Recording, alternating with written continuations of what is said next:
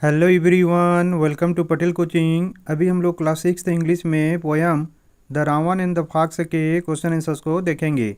इसका first question है, read the following lines and answer the questions that follow.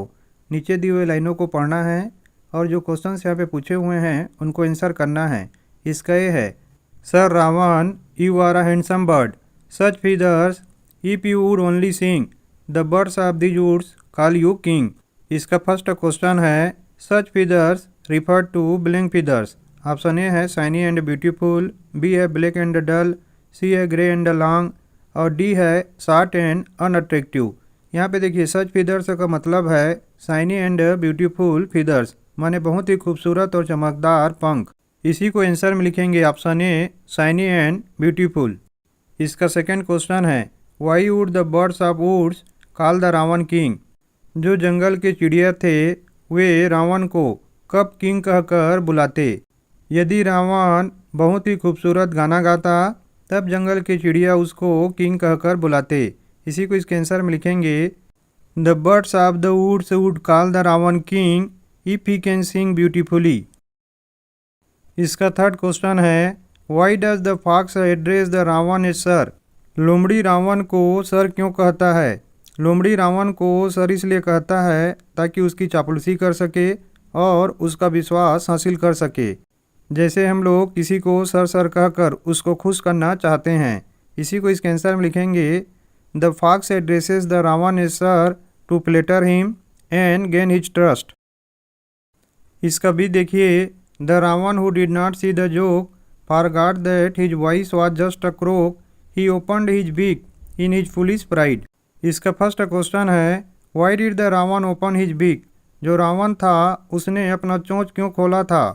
Ravan ने गाना गाने के लिए अपना चोंच खोला था क्योंकि वो लोमड़ी के चापलूसी भरी बातों में फंस चुका था। इसी को इसके आंसर में लिखेंगे, the raven opened his beak to sing because he was flattered by the fox praise.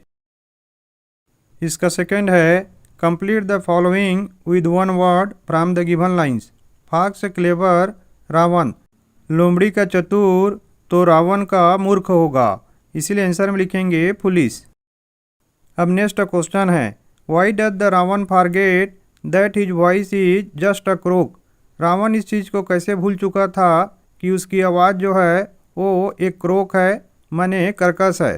Ravan लोमड़ी की चापलूसी भरी बातों में फंस चुका था जिसके कारण वो अपनी कर्कश आवाज़ को भूल चुका था। इसी को इसके आंसर में लिखेंगे, the raven forgets his voice is a croak because he is flattered by the fox. Next question है, how does Reynard make the raven sing. Reynard raven से गाना कैसे गवाता है। रेनार्ड रावण की चापलूसी करता है और उसके घमंड को बढ़ाता है।